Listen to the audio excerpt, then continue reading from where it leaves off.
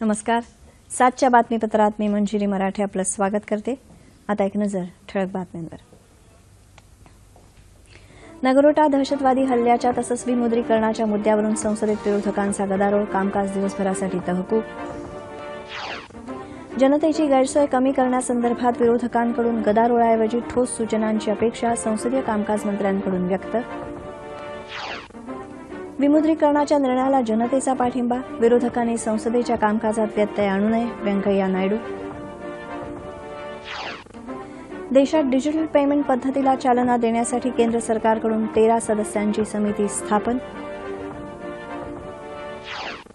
जनधन खात्यातून महिन्याभरात फक्त 10,000 रुपयेच काढता येणार, केवायसीचे निकष पूर्ण नसलेल्यांसाठी ही मर्यादा 5,000 रुपयांपर्यंत.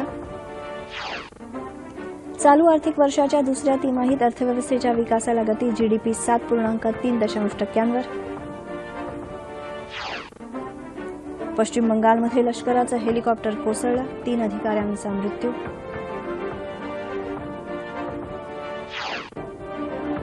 आणि रोकडरहित आर्थिक व्यवहार सुलभतेनं होण्यासाठी राज्यात पथदर्शी आराखडा आखण्याचे मुख्यमंत्र्यांचे निर्देश. विमुद्रीकरणाच्या मुद्द्यावरून संसदेच्या दोन्ही सदनात आज गदारोळ झाल्यानं कामकाजात वारंवार व्यत्यय आला. अखेर दोन्ही सदनांचं कामकाज दिवसभरासाठी तहकूब करावं लागलं. विमुद्रीकरणाच्या मुद्द्यावर मतदानाची तरतूद असलेल्या नियमांतर्गत चर्चा घ्यावी अशी मागणी विरोधकांनी लोकसभेत लावून धरली. काँग्रेसच्या मल्लिकार्जुन खरगे यांनी या नियमांतर्गत चर्चेची मागणी केली.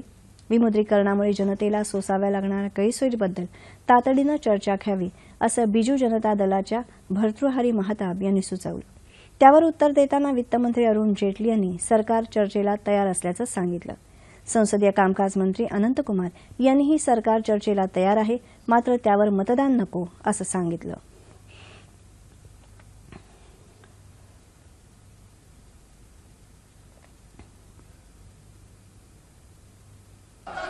सोलह तारीख से सरकार बहस के लिए तैयार है.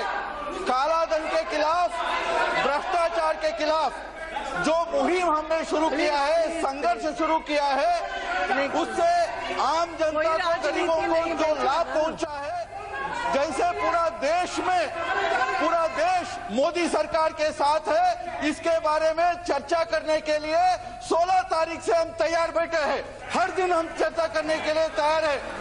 लेकिन ये पीड़ा की बात है, आपने दूसरे सदन में चर्चा शुरू की, वहां 6 घंटे का चर्चा करवाया, वहां बीच बीच में उसको रोका, लेकिन यहां चर्चा अब तक शुरू नहीं किया. मात्र काँग्रेस, तृणमूल काँग्रेस, डाव्या पक्षाच्या सदस्यांनी अध्यक्षांसमोरच्या मोकळ्या जागेत धाव घेत घोषणाबाजी केल्यानं सभागृहाचं कामकाज तहकूब करावं लागलं. याआधी नगरोटा दहशतवादी हल्ल्यात वीरमरण आलेल्या जवानांना श्रद्धांजली अर्पण करावी अशी मागणी काँग्रेस सदस्यांनी केली. मात्र या घटनेसंदर्भात सरकार अद्यापही तपशील घेत आहे, शोधमोहीम सुरू आहे असं अध्यक्ष सुमित्रा महाजन यांनी सांगितलं. त्यावर असमाधान व्यक्त करत विरोधकांनी सभात्याग केला. नगरोटा हल्ल्यातले शहीद आणि विमुद्रीकरणानंतर बँकांसमोर लांबच लांब रांगा लावल्यामुळे मृत्युमुखी पडलेले नागरिक यांना श्रद्धांजली अर्पण करावी असं विरोधी पक्षनेते गुलाम नबी आझाद यांनी राज्यसभेत सांगितलं.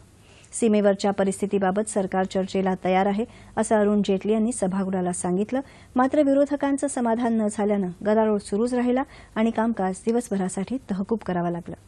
सैनिकांच्या हौतात्म्याचं काँग्रेस राजकारण करत असल्याचा आरोप माहिती आणि प्रसारण राज्यमंत्री राज्यवर्धन सिंह राठौड़ यांनी केला. कर रहे हैं बेहद अफसोसजनक है. इस देश के लिए जिस तरह से सेवा करनी है, इस देश को सुरक्षित रखने के लिए जो कदम उठाने हैं और इस देश के ऊपर मरने और मिटने वालों की जो श्रद्धा होनी चाहिए, वो कम से कम कांग्रेस को देश को सिखाने की जरूरत नहीं है. विमुद्रीकरणाच्या मुद्द्यावर संसदेत चर्चा करण्यासाठी सरकार तयार आहे. पंतप्रधान नरेंद्र मोदी यात सहभागी होतील अशी ग्वाही देत विरोधकांनी कामकाजात व्यत्यय आणू नये असं आवाहन केंद्रीय मंत्री व्यंकय्या नायडू यांनी केलं. ते आज नवी दिल्लीत वार्ताहरांशी बोलत होते. सरकारच्या विमुद्रीकरणाच्या निर्णयाला जनतेचा पाठिंबा असताना विरोधक बंद आणि निदर्शनं का करत आहेत असा सवालही त्यांनी केला. 500 आणि 1000 रुपयाच्या नोटा रद्द झाल्या असून त्यावर चर्चा करण्याऐवजी या निर्णयाची अंमलबजावणी सुरळीत कशी होईल या मुद्द्यावर चर्चा आवश्यक असल्याचं नायडू म्हणाले. या संदर्भात विरोधकांनी संसदेत मौल्यवान सूचना कराव्यात असंही ते म्हणाले. विमुद्रीकरणाच्या निर्णयाबद्दल सर्वसामान्यांना होणारा त्रास कमी करण्यासंदर्भात विरोधी पक्षांनी ठोस सूचना कराव्यात अशी अपेक्षा संसदीय कामकाज मंत्री अनंत कुमार यांनी व्यक्त केली आहे. ते आज संसद भवन परिसरात वार्ताहरांशी बोलत होते. संसदेचं हिवाळी अधिवेशन सुरू झाल्यापासून विमुद्रीकरणासह विविध कारणांवरून गदारोळ झाल्यामुळे वारंवार संसदेचं कामकाज दिवसभरासाठी तहकूब करावं लागलं आहे. या पार्श्वभूमीवर गदारोळाखेरीज अन्य संसदीय आयुधांच्या वापराबद्दल राज्यशास्त्राचे प्राध्यापक अविनाश कोल्हे यांनी दूरदर्शनकडे प्रतिक्रिया व्यक्त केली. संसदेचं हिवाळी अधिवेशन सुरू झाल्यापासून विरोधकांनी निर्मुद्रीकरणाच्या मुद्द्यावरून गदारोळ सुरू केला. आज बुधवार हा सुद्धा दिवस कामकाजाचा असून वाया गेला, कारण जम्मू काश्मीरमध्ये शहीद झालेल्या जवानांचा मुद्दा विरोधकांनी चर्चेत आणला आणि कामकाज बंद पाडले. या प्रकारे संसदेचे कामकाज बंद पाडणे हे सुदृढ लोकशाहीचे लक्षण नव्हे. जर गुंडागिरी करून आरडाओरडा करून संसदेचे कामकाज रखडले तर याचा अंतिम तोटा सर्वसामान्यांनाच होतो. त्यासाठी असं न करता लोकशाही शासन व्यवस्थेने विरोधकांना सरकारला कैचीत पकडण्याची जी हत्यारं दिली आहेत त्यांचा चातुर्याने वापर केला जावा. उदाहरणार्थ प्रश्नोत्तराचा तास आहे, शून्य प्रस्ताव आहे इत्यादींचा हुशारीने वापर करून अभ्यास करून सरकारला अडचणीत आणणारे प्रश्न विचारून जनतेच्या प्रश्नांवरती चर्चा घडून आणता येते. तसं न करता आजचे विरोधक संसदेचे कामकाज बंद पाडण्याचा धंदा मानतायत, हे चांगली गोष्ट नाही. अशामुळे जर सामान्यांचा लोकशाही शासन व्यवस्थेचा विश्वास उडाला तर त्याची जबाबदारी कोणाची असा या संदर्भात प्रश्न उपस्थित होऊ शकतो. जम्मू काश्मीरमध्ये शहीद झालेले जवान जे अर्थातच खेदाची बाब आहे, पण त्यांनी संसद बंद पाडणं एक कितपत योग्य आहे. त्याच्या सरकारच्या धोरणाची चिकित्सा करता येते, सरकारी यंत्रणा कुठे कमी पडली याबद्दल चर्चा घडून आणता येते. असं यापुढे होऊ नये यासाठी खबरदारीची उपाययोजना करण्याचा आग्रह धरता येतो. ते सुरू न करता शहीद झालेल्या जवानांच्या निमित्ताने पुन्हा संसद बंद पाडणे हे संसदीय शासन व्यवस्थेत शोभत नाही. याचे महत्वाचे कारण म्हणजे जरी 50 सालापासून आपण लोकशाही शासन व्यवस्था राबवत असलो तरी अजून लोकशाही संस्कृती आपल्याकडे रुजलेली नाही. डेमोक्रेटिक कल्चर ज्याला आपण म्हणतो. त्यामुळे सरकार आणि विरोधक यांचं नातं जरी विरोधकांचं असलं तर ते शत्रुत्वाचं नसावं याची त्याच्यात एक प्राथमिक अपेक्षा असते. लवकरात लवकर आपण संसदीय शासन व्यवस्थेची जे काही जबाबदारीची भावना आहे ती अंगात मुरवली नाही तर ही शासन व्यवस्था लोकांच्या मनात उतरायला वेळ लागायचा. डिजिटल पेमेंट अर्थात डिजिटल तंत्रज्ञान वापरून होणाऱ्या आर्थिक देवाणघेवाण व्यवहारांना चालना देण्यासाठी तसंच त्या व्यवहारांचं परीक्षण करण्यासाठी आज केंद्र सरकारनं एका 13 सदस्यीय समितीची स्थापना केली. या समितीवर 6 मुख्यमंत्र्यांची नियुक्ती करण्यात आली असून आंध्र प्रदेशचे मुख्यमंत्री चंद्राबाबू नायडू हे या समितीचे अध्यक्ष असणार आहेत. नीती आयोगाचे उपाध्यक्ष आणि मुख्य कार्यकारी अधिकारी हेही या समितीचे सदस्य आहेत. डिजिटल पेमेंट प्रणालीचा विस्तार, अधिकाधिक प्रमाणात तिचा स्वीकार याबरोबरच डिजिटल साक्षरता, रोकड विरहित व्यवहार आदी विषयांवर या समितीत विचारविनिमय केला जाणार आहे. या व्यवस्थेबद्दल आणि त्यातल्या तंत्रांबद्दल जनजागृती करण्यासाठी स्थापन झालेल्या या समितीमार्फत निरनिराळ्या देशांच्या ई पेमेंटवर आधारित अर्थव्यवस्थांचाही अभ्यास केला जाणार आहे. प्रधानमंत्री जनधन बँक खात्यातून खातेधारकाला महिन्यात 10,000 रुपये इतकीच रक्कम काढण्याची मर्यादा रिझर्व्ह बँकेनं घातली आहे. 10,000 रुपयांपेक्षा जास्त रक्कम काढायची झाल्यास खातेदाराला योग्य ती कागदपत्र सादर करावी लागणार आहेत. ज्या खातेदारांनी केवायसी अर्थात आपल्या खातेदाराविषयी जाणून घ्या या अंतर्गत निकष पूर्ण केलेले नाहीत अशा खातेदारांना महिन्यात फक्त 5,000 रुपये काढता येणार आहेत. रिझर्व्ह बँकेनं एका अधिसूचनेद्वारे ही माहिती दिली आहे. काळा पैसा चलनात आणण्याचा प्रयत्न करणाऱ्यांपासून प्रामाणिक शेतकरी आणि ग्रामीण खातेदारांना वाचवण्यासाठी ही मर्यादा घालण्यात आल्याचं रिझर्व्ह बँकेनं स्पष्ट केलं आहे. दरम्यान हवाला रॅकेटचा वापर करत देशातल्या काळा पैशासंदर्भात सक्तवसुली संचालनालयानं देशभरात 40 ठिकाणी शोध मोहीम हाती घेतली आहे. चालू आर्थिक वर्षात दुसऱ्या तिमाहीत जीडीपी अर्थात ढोबल राष्ट्रीय उत्पादनात वाढ होऊन तो 7.3% झाला आहे. उत्पादन, सेवा आणि व्यापार क्षेत्रातल्या चांगल्या कामगिरीमुळे जीडीपीमध्ये वाढ झाली आहे. या आधीच्या तिमाहीत हा दर 7.1% इतका होता. केंद्रीय सांख्यिकी कार्यालयानं आज प्रसारित केलेल्या आकडेवारीत ही माहिती देण्यात आली आहे. जुलै ते सप्टेंबर या तिमाहीत संरक्षण आणि इतर सेवा तसंच आर्थिक, विमा, स्थावर मालमत्ता आणि व्यावसायिक सेवा, त्याचबरोबर उत्पादन, व्यापार, वाहतूक आणि दळणवळण सेवेतही 60% अधिक वाढ नोंदवली गेली आहे. जम्मू काश्मीरच्या सीमावर्ती क्षेत्रात बीएसएफ अर्थात सीमा सुरक्षा दलानं स्थानिक जनतेशी सौहार्दाचे संबंध प्रस्थापित केले आहेत, असं प्रतिपादन बीएसएफचे महासंचालक विकास चंद्रा यांनी केलं. त्या श्रीनगरमध्ये पत्रकार परिषदेत बोलत होते.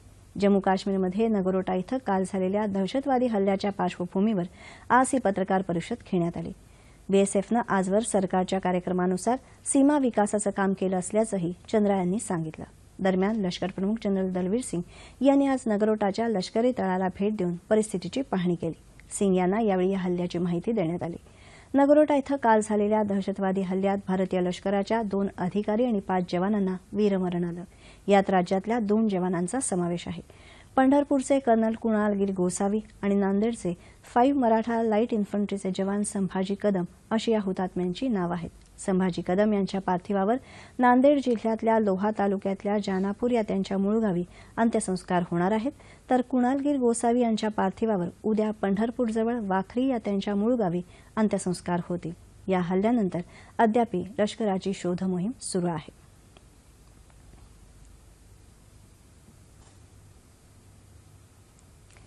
पाकव्याप्त काश्मीरमधल्या शरणार्थींसाठी 2,000 कोटी रुपयांच्या विकासात्मक पॅकेजला केंद्रीय मंत्रिमंडळानं मंजुरी दिल्याचं वृत्त आताच हाती आलं आहे. पश्चिम बंगालमध्ये सुकुनाजवळ लष्कराचं चिता हेलिकॉप्टर कोसळून आज झालेल्या अपघातात 3 अधिकारी मृत्युमुखी पडले आहेत, तसंच एक अधिकारी गंभीर जखमी झाला आहे. नित्याची फेरी मारून हेलिकॉप्टर लष्करी छावणीकडे परतताना दुपारी 12:15च्या सुमारास हा अपघात घडल्याचं लष्कराच्या अधिकाऱ्यानं कोलकाता इथं सांगितलं. या दुर्घटनेची चौकशी करण्यात येत आहे. रोकडरहित आर्थिक व्यवहार होण्यासाठी पथदर्शी आराखडा तयार करण्याचे निर्देश मुख्यमंत्री देवेंद्र फडणवीस यांनी दिले आहेत. नागरिकांच्या गरजा, डिजिटल पद्धतीनं व्यवहार, तंत्रज्ञानविषयक जागृती हे पैलू लक्षात घेऊन हा आराखडा तयार करण्यात यावा, असं मुख्यमंत्र्यांनी म्हटलं आहे. मुख्यमंत्र्यांनी आज व्हिडिओ कॉन्फरन्सिंगद्वारे सर्व जिल्हाधिकाऱ्यांशी संवाद साधला. त्यावेळी त्यांनी विविध सूचना केल्या. दुर्गम आणि आदिवासी भागात कमी मूल्याचं चलन उपलब्ध करून द्यावं अशा सूचनाही त्यांनी केल्या आहेत. विमुद्रीकरणानंतर शेतकऱ्यांना पैसा उपलब्ध होईल याकडेही लक्ष देण्याचं आवाहन त्यांनी बँक अधिकाऱ्यांना केलं आहे. शेततळ्यांच्या प्रगतीचा आढावा मुख्यमंत्र्यांनी घेतला आणि हे काम लवकरात लवकर पूर्ण करण्याचे निर्देश दिले. शहरं आणि खेडी हागणदारी मुक्त करण्याच्या कामावर अधिक लक्ष केंद्रित करावं आणि अभियान म्हणून हे काम हाती घ्यावं, असं मुख्यमंत्र्यांनी अधिकाऱ्यांना सांगितलं. देशातल्या चित्रपटगृहांमध्ये चित्रपट दाखवण्यापूर्वी राष्ट्रगीत दाखवण्यात यावं असे निर्देश सर्वोच्च न्यायालयानं आज दिले. राष्ट्रगीत सुरू असताना चित्रपटगृहातल्या सर्व प्रेक्षकांनी उभं राहून राष्ट्रगीताचा सन्मान करावा, तसंच त्यावेळी पडद्यावर राष्ट्रध्वज दाखवावा, असंही सर्वोच्च न्यायालयानं म्हटलं आहे. दिव्यांग व्यक्तींना उभं राहण्यातून सूट देण्यात आली आहे. चित्रपटगृहात राष्ट्रगीत दाखवण्यासंदर्भात केंद्र सरकारनं आठवड्याभरात सर्व राज्य आणि केंद्रशासित प्रदेशांना आदेश द्यावेत, असंही न्यायालयानं स्पष्ट केलं आहे. राष्ट्रगीत वाजवून कोणत्याही व्यक्तीनं त्यापासून व्यावसायिक लाभ घेता कामा नये, तसंच त्यात नाट्यमयता असू नये, असंही न्यायालयानं म्हटलं आहे.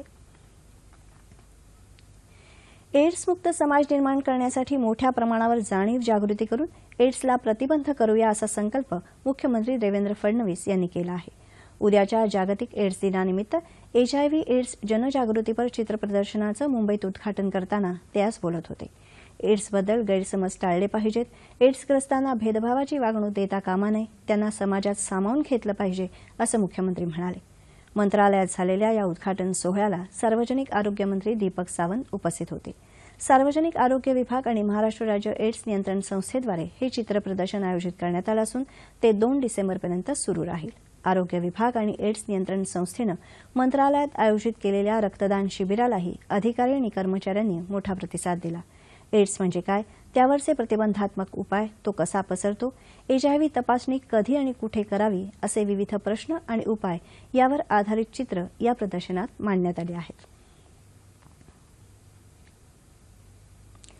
महाराष्ट्र राज्य उर्दू साहित्य अकादमीनं वर्षभरातल्या कार्यक्रमांचं वेळापत्रक करावं, त्याचबरोबर विभागनिहाय कार्यक्रमांचं आयोजन करावं, अशा सूचना अल्पसंख्याक विकास मंत्री विनोद तावडे यांनी या विभागाच्या अधिकाऱ्यांना दिल्या.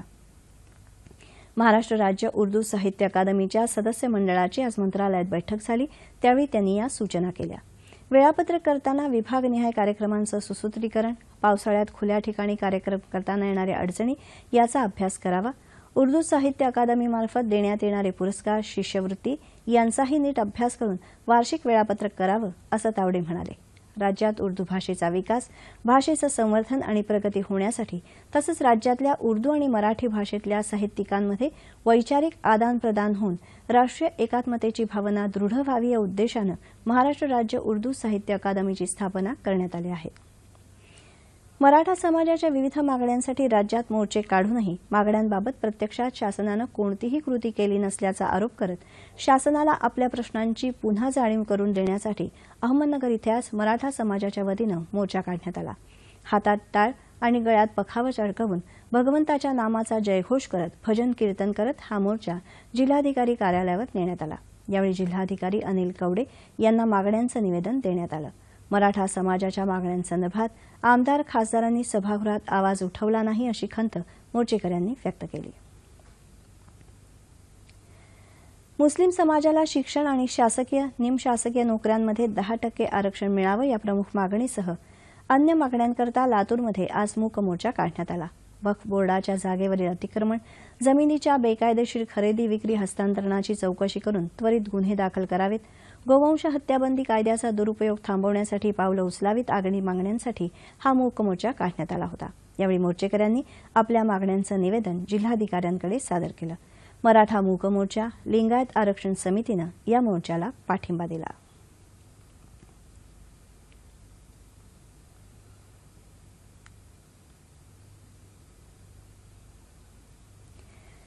विमुद्रीकरणानंतर निर्माण झालेल्या गोंधळाची परिस्थिती दूर करण्यासाठी रोखमुक्त व्यवहार करा या केंद्र सरकारच्या आवाहनाला प्रतिसाद देत ठाणे जिल्ह्यातील मुरबाड या आदिवासी भागातील धसई गावानं व्यवहार रोखमुक्त करण्याच्या दिशेनं वाटचाल सुरू केली आहे. त्याबाबतचा हा वृत्तांत. ठाणे जिल्ह्यातल्या मुरबाड तालुक्यातलं धसई हे सुमारे 10,000 लोकसंख्येचं गाव.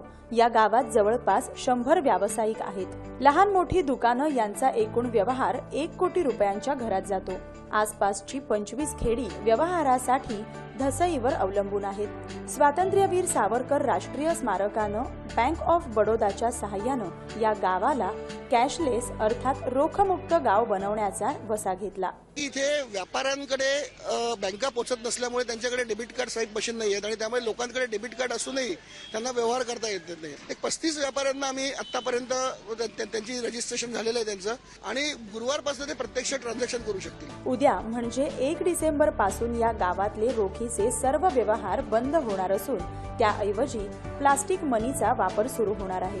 रोखमुक्तीचा लाभ धसई आणि आजूबाजूच्या परिसरातल्या सुमारे 50,000 लोकांना होणार आहे. छोट्या मोठ्या व्यावसायिकांनीही याची तयारी केली आहे. इथल्या प्रत्येक कुटुंबाकडे जनधन खातं आहे, तसंच डेबिट कार्डही आहे. त्यामुळे उद्यापासून या भागातले लोक भाजीपाला तसंच दवाखान्यापासून ट्रॅक्टर खरेदीपर्यंत आपल्या सर्व गरजांसाठी या कार्डाचा वापर करू शकतील. कॅशलेस होण्याने काय होणार आहे, जे पेशंटकडे सुट्टे नसायचे त्याचा त्रास कमी होणार आहे आणि जगाच्या दिशेने भारताची वाटचाल चालू होईल. मोठ्या विकसित देशांच्या दिशेने भारताची वाटचाल चालू होईल आणि हळूहळू का होईना हे गाव होऊ शकतं, तर पुन्हा मोठी शहरं सुद्धा तसं करता येईल आणि हे एका छोट्या गावाने दाखवून दिलेले. लोकांकडे पैसेही नसते ना, पैसे आले तरी 2,000ची नोट आलेली ना. पब्लिक येताना गिरायक येताना कमसे कम 50 रुपये केसदारी असल्यामुळे त्यांच्याकडे 500 रुपये काही सुट्टे नसतात किंवा आम्हाला द्यायला नोटी नसतात 2,000 रुपये.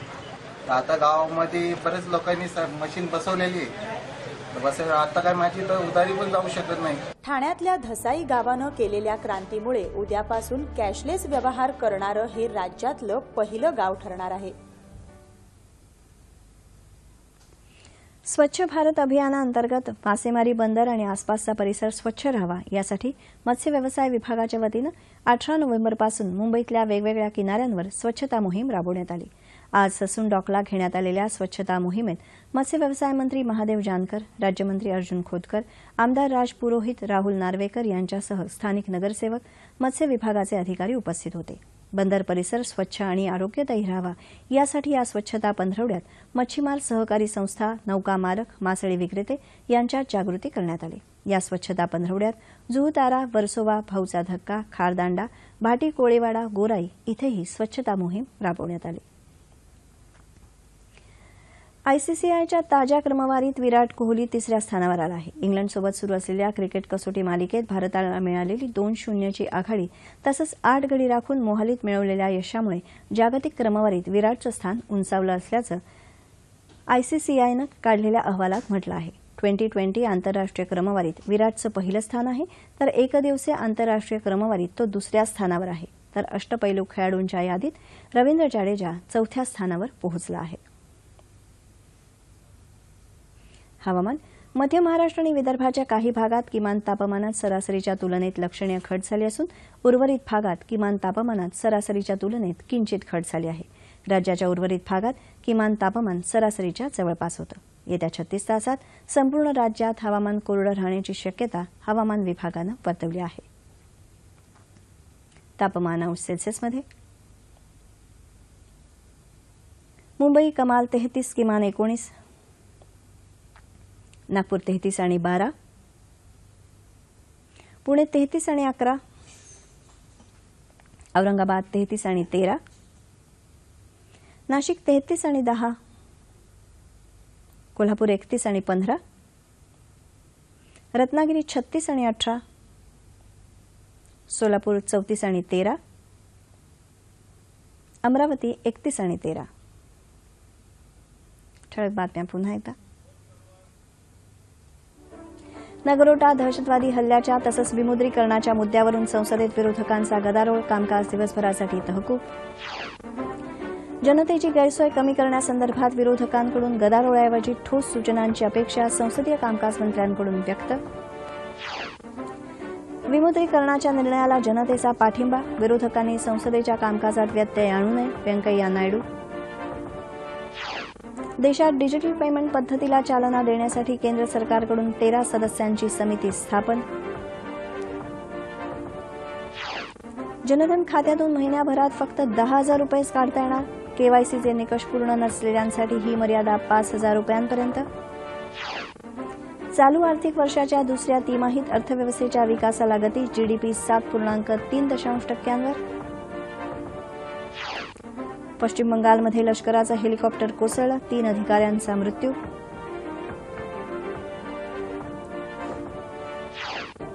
आणि रोकडरहित आर्थिक व्यवहार सुलभतेनं होण्यासाठी राज्यात पथदर्शी आराखडा आखण्याचे मुख्यमंत्र्यांचे निर्देश।